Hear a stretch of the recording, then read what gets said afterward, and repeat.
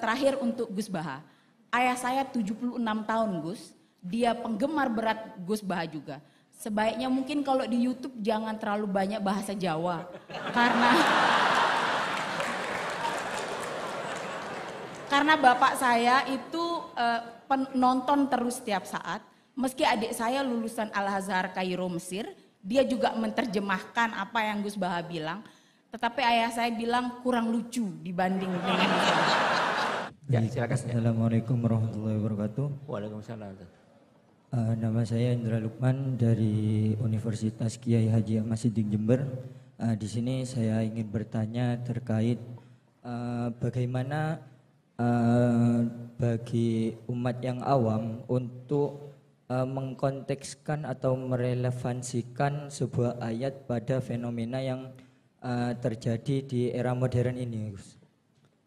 Saya ingin bertanya ke Gus Baha serta Gus Kiai Prof. Quraisy Shihab, yang dimana fenomena ini yang saya kaji terkait fenomena Down Syndrome, yang dimana Down Syndrome ini merupakan sebuah kondisi ketika kita berada di depan orang lain itu kita merasa baik-baik saja, namun sebenarnya kita itu dalam tekanan batin yang sangat luar biasa. Nah juga saya menemukan ayat yang dimana terdapat pada Quran surah Al-Baqarah ayat 42, yaitu wala talbisul haqqa bil batili wa taqtumul haqqa wa antum ta'lamun, yang dimana janganlah kamu campur adukkan kebenaran dengan kebatilan dan jangan pula kamu sembunyikan kebenaran sedangkan kamu mengetahui. Bisa dibantu mikrofonnya agak jauh sedikit karena kami nggak dengar. Ya, jangan terlalu dekat ya. Oke. Ya. Jadi bagaimana kita cara mengontekskan ayat Al-Quran dengan fenomena yang terjadi di era modern ini, Gus? Mungkin itu saja. Kontekstualisasi, baik. Kita cara kontekstualisasi ayat Al-Quran gitu ya. Oke. Dalam sebuah permasalahan. Ya. Baik, terima kasih. Pertanyaan satu lagi, Ibu. Ya, sana ya. Singkat padat, mohon menyebut nama ya. Ya. Assalamualaikum warahmatullahi wabarakatuh. Nama saya Esti Wahyuni. Saya dari Lombok. Udah ya. Saya dari Lombok, Gus. Ini pertanyaan untuk Gus Baha. Gus, saya sekitar 3 bulan yang lalu saya pergi menghadiri akad nikah di bawah kaki Gunung Rinjani. Di sana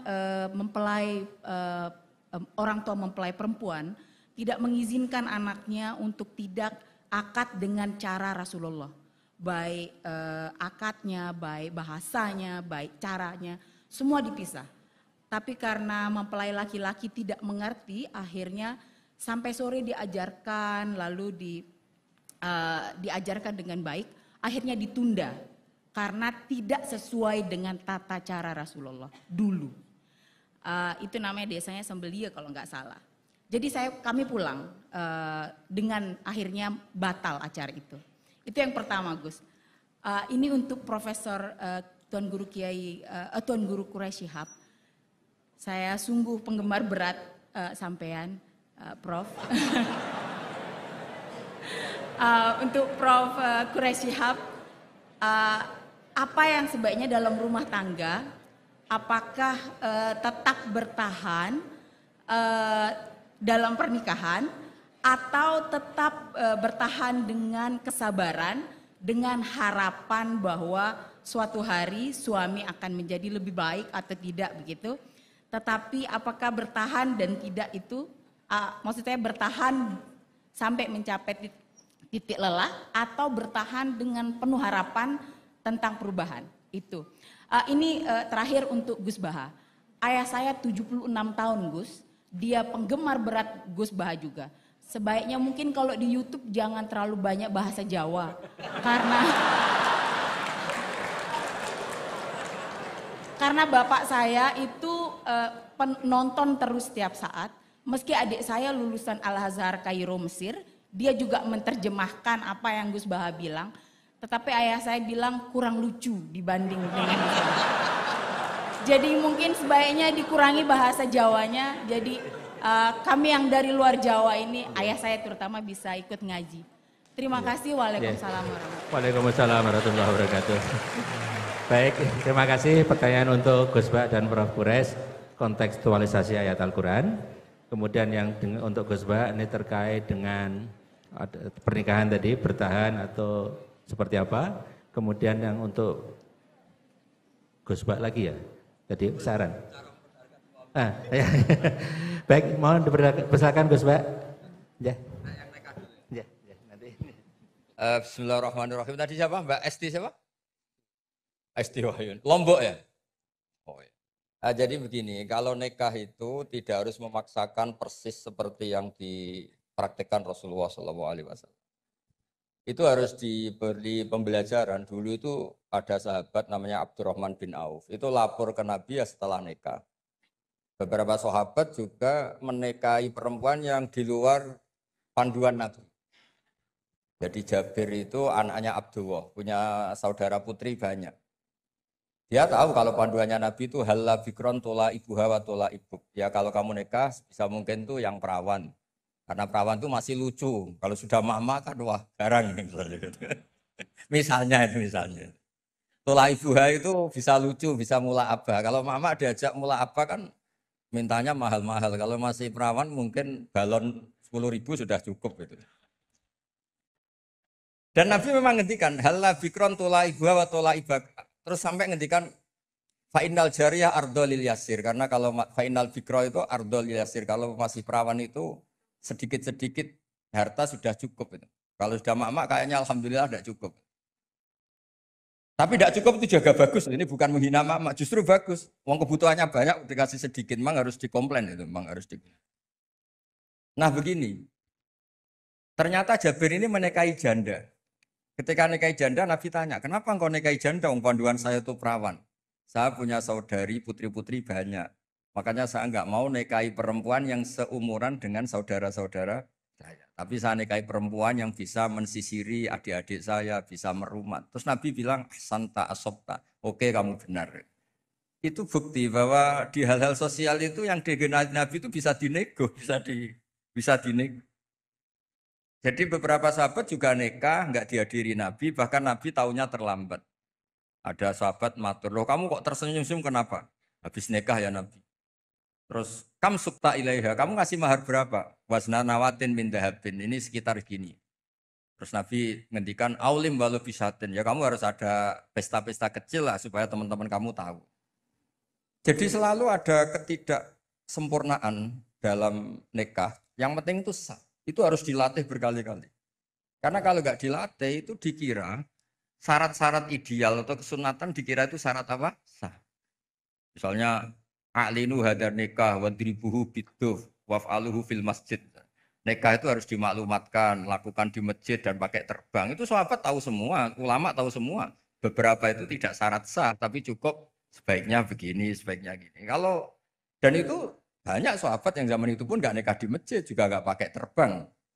Nah itu ranahnya ulama, itu namanya istihad. Orang bisa, kalau dalam bahasa usul fikih namanya tangkikul manat. Apa yang dilakukan Nabi kita seleksi, ini hukum, apa adat, apa kebutuhan, apa kasuistik. Yang dicontohkan Pak Kores tadi, ada orang kasuistik tadi kayak Abu Sufyan itu rojulun misik. Hidon itu istrinya. Ya Rasulullah, ini Abu Sufyan rojulun misik. Ini lelaki ini pikir sekali. Gak pernah nafakoi saya, apa saya boleh mengambil tanpa pamit? Terus Nabi ngendikan, Budi mayak fiki bil ma'ruf. Kamu ngambil saja secukupnya. Kan gak mungkin Nabi mentoleransi ngambil tanpa pamit. Tapi Nabi juga gak mungkin membiarkan seorang istri utang-utang tonggo, Joro Jawa, nyari-nyari sendiri gara-gara suaminya apa? Pikir. Tapi tetap saja ini dianggap wakil atau ainen, kasuistik. Kalau bisa ada solusi yang lebih baik, tentu solusi lebih apa? Baik. Nah itu jadi kalau saya mohon jadi di bab-bab fikih itu tadi nikah zaman Nabi pun beberapa sahabat juga banyak yang nyuwun sewu tidak sesuai arahan Nabi. Tapi arahan ini dari awal memang tidak mengikat kayak Nabi mengarahkan bikron. Tapi ketika Jabir nikahi janda Saiban Nabi juga membenarkan. Jadi banyaklah cerita-cerita seperti itu. Ada sahabat yang milih sering sowan Nabi karena cinta, ada yang milih enggak karena takut ganggu Nabi. Makanya ada sahabat ditanya, bagaimana wajah Rasulullah SAW? Dia menangis sekeras-kerasnya. Saya tidak pernah melihat. Loh, Anda kan sahabat sering datang ke masjid Nabi. Haibatan lahu wa ijlatan lahu. Saya melihat beliau itu hormat sekali sehingga saya tidak berani menatap wajah beliau.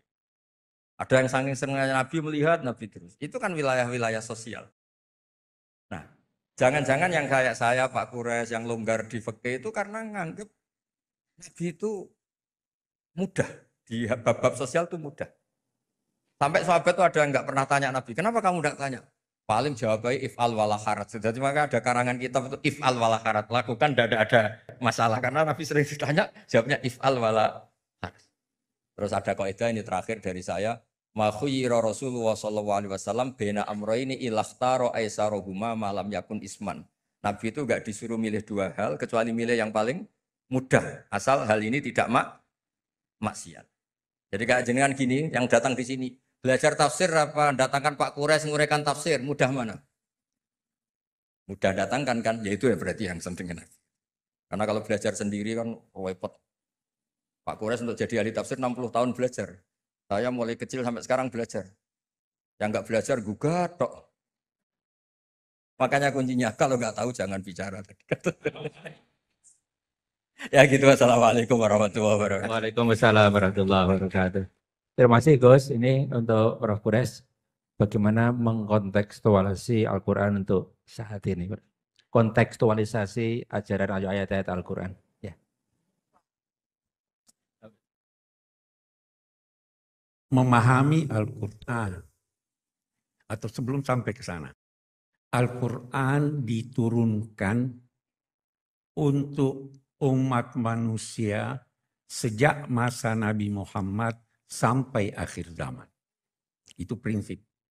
Yang kedua, Al-Quran karena diturunkan Allah untuk seluruh manusia sampai akhir zaman, maka pasti kandungannya dan dituntut oleh ulama untuk memahaminya yang sesuai dengan perkembangan masanya. Itu pasti. Adanya perkembangan masyarakat menjadikan masyarakat masa lalu sedikit atau banyak pasti berbeda dengan masyarakat kita. Dan karena itu penafsiran masa lalu tidak mutlak harus kita pegang. Kita perlu untuk memberi pemahaman baru terhadap ayat-ayat Al-Quran, tetapi dengan syarat yang memberi pemahaman baru itu adalah mereka yang memenuhi syarat-syarat penafsiran. Orang yang kayak Gus Baha ini bolehlah, ya toh? Karena ada bukan setiap orang menafsirkan ini dan sebagainya. Dalam perkembangan terakhir saya insya Allah minggu depan akan bicara dalam satu seminar tentang itu. Dalam perkembangan terakhir tafsir itu ada yang dinamai tafsir maqasid. Anda harus baca ayat itu dan di balik ayat itu atau di balik surah atau di balik Al-Quran itu ada tujuannya. Jangan cuma kita ambil contoh. Pemilu yang lalu di Jakarta. Ribut Al-Ma'idah 51. Keributan itu karena tidak mengerti Al-Quran. Tidak mengerti apa arti aulia. Tidak mengerti ada kata di dalam Al-Quran. Tadi Gus Baha sudah singgung. Ada kata di dalam Al-Quran yang kita tidak bisa terjemahkan secara harfiah. Saya ambil contoh kalau dari hadis. Bentar saya beri contoh dari Al-Quran. Nabi bersabda, saya ingin salat dikumandangkan, kemudian saya suruh seorang jadi imam salat, baru qamat, baru saya mau pergi bersama sekian banyak orang membawa kayu bakar untuk membakar rumah-rumah muslim yang tidak ke masjid salat. Memang wajib ke masjid. Tidak kan? Kenapa Nabi mau bakar? Anda harus paham bahwa ada yang dinamai penekanan, istilahnya dalam tafsir taglil ini untuk memberikan ini perlu. Bukan berarti memang Nabi mau ini. Memang berarti bahwa Nabi memang mau bakar. Itu banyak begitu. Jadi kita harus paham ini. Berdasarlah ulama-ulama lalu telah memberikan penafsiran pencerahan untuk masyarakatnya. Ulama masa kini dituntut untuk memberi penafsiran dan pencerahan untuk masyarakat walaupun berbeda dengan yang lalu selama masih dimungkinkan oleh teks. Kira